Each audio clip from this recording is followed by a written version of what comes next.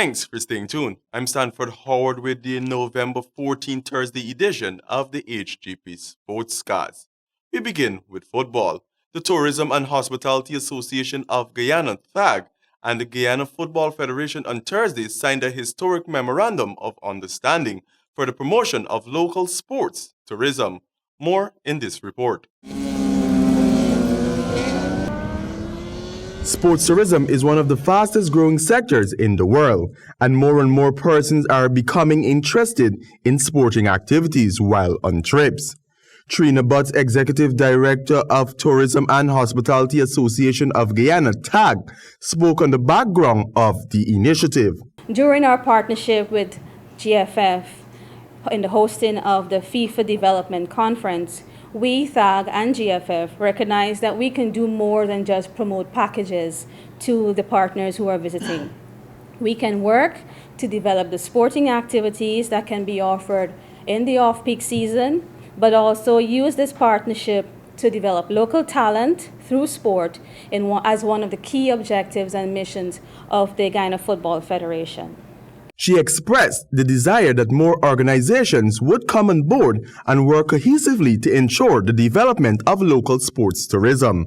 President of TAG, Mitra Ram Kumar, described the signing of the MOU as an important step for sports tourism sector. If you were to look at the upcoming World Cup that's going to be happening in Qatar in 2022, this was as a result as a deliberate strategy from Qatar, and it is really aimed at having a surge in visitor arrival to that desert country. 2026 has already been awarded the FIFA World Cup, and so you can see the forward thinking and planning that has to go in behind sports tourism and really reaping the benefits of sports tourism. Noting that sports tourism has the potential to bring visitors to Guyana and drive consumer capacity in a number of sectors. Ramkumar opined that as Guyana advances, there is a need to include sports tourism as a strategy for development. President of the Guyana Football Federation, Wayne Ford, commented on the fruitful partnership between the GFF and TAG. Over that period, we would have been engaging each other and we would have worked through the mechanics of that relationship. And I'm pleased today that we now have a document that reflects the spirit of the partnership that will guide this relationship over the next couple of years. I want to applaud President Mitra and his hardworking team for the efforts that they would have contributed to the work that is now before us. Ford lauded the fact that Guyana had qualified for the 2019 version of the CONCACAF Gold Cup, which would have attracted the viewership during the Gold Cup campaign of in excess of 50 million viewers. For HGP Sport, I am Stanford Howard. The Golden Jaguars head coach Marcio Maximo is optimistic that the home side will upset Aruba on Friday evening and put them one step closer to qualifying for another Gold Cup. More in this report. Coming off the heels of beating Antigua at home with a 5-1 victory last October at the Lenora Track and Field Center, the senior men's football team is hoping for the same success against Aruba, who they go up against on Friday night, and Jamaica in Kingston on Monday. This is Guyana's third home match in the CONCACAF Nation League. The game will start at 9 p.m. at the Lenora Track and Field Center. Speaking at the pre-match press conference, Guyana's head coach, Marcio Maximo, commented that the Aruba side is a special opponent because even when the Jaguars played them at Aruba, it wasn't a walkover. The game there was very difficult. They dominate us in some parts of the game. They have Latin style. They have good technique. You should respect them if you want to leave the pitch with a good result.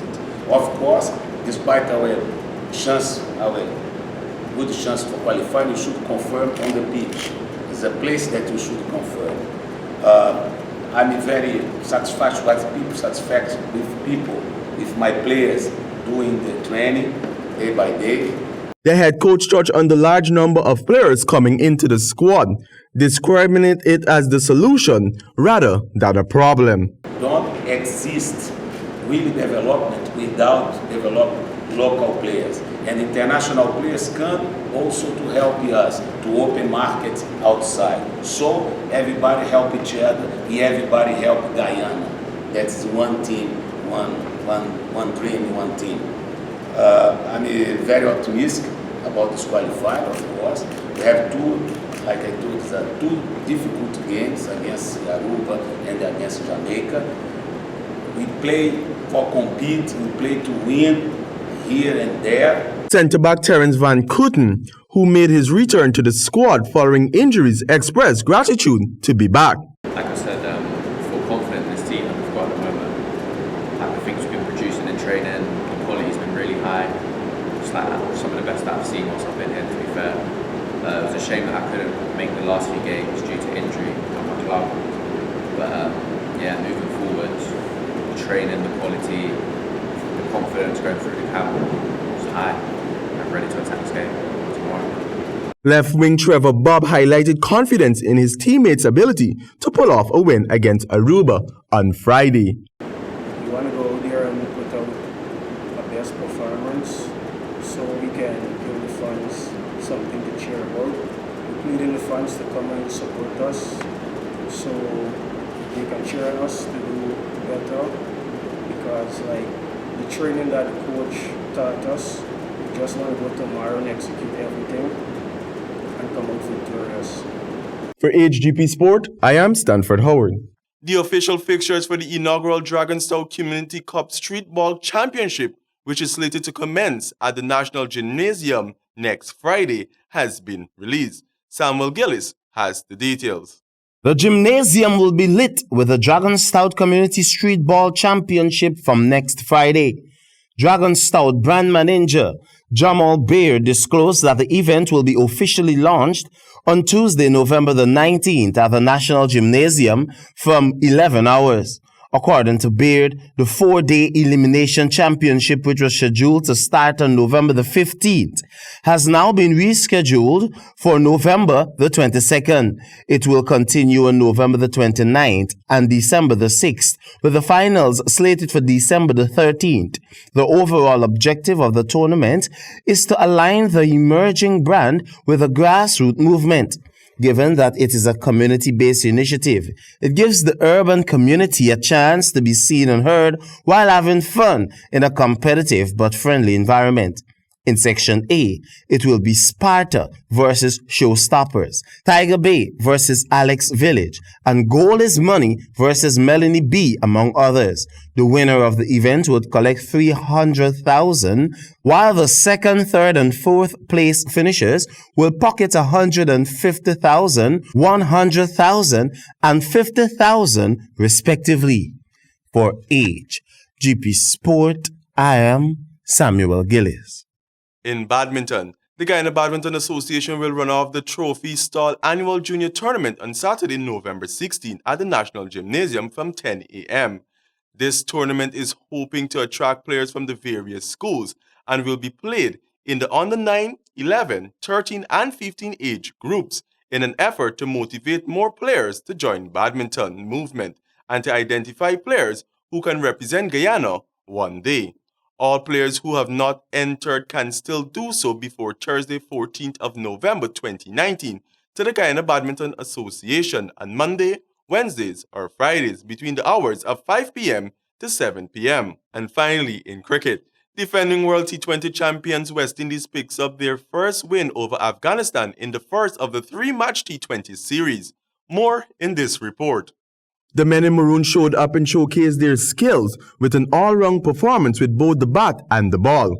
The Caribbean boys, who are over in India playing against Afghanistan, continued their ODI winning ways when the Afghans won the toss and elected to take the field. Windies opener Brandon King got off to a bad start, which ended quickly with him back into the pavilion for just 4 runs. But it was even Lewis 68 from 41, which included 4 fours and 6 sixes that saw the Windies at 91 for 1 by the halfway mark. There were also contributions from Shemron Hetimaya with 21, Dinesh Ramdin with 20, and Skipper Pollard, who blasted 32 from 22 balls to give the Windies a decent score of 164 for 5 of their 20 overs. In the quest to pick up their first win of the tour, the Afghan men didn't get off to a flying start either, as they lost 2 wickets with 9 runs on the board in the 3rd over. Nevertheless, Asghar Afghan with a cameo of 25 and Nabulullah Zadar 27 gave their side a bit of a hope, but the Windies bowlers kept picking up wickets at regular intervals. Even with a late surge by Farid Ahmad, 24 not out from 15 balls, couldn't save the day as the Windies bowlers proved just enough to keep them at bay as they were left just 30 runs shy of their allotted 20 overs. Keswick Williams got the pick of the litter with 3 from his 4 overs, and the skipper pitched in with 2 along with Hayden Walsh Jr. The second T20 will be played on Saturday at 9:30 a.m. local time. For HGP Sport, I am Stanford Howard. And that's all we have for this edition of the HGP Sportscast. But do remember, many men go fishing all of their lives without knowing that it is not fish they're after. Over to you, Handel. Goodbye.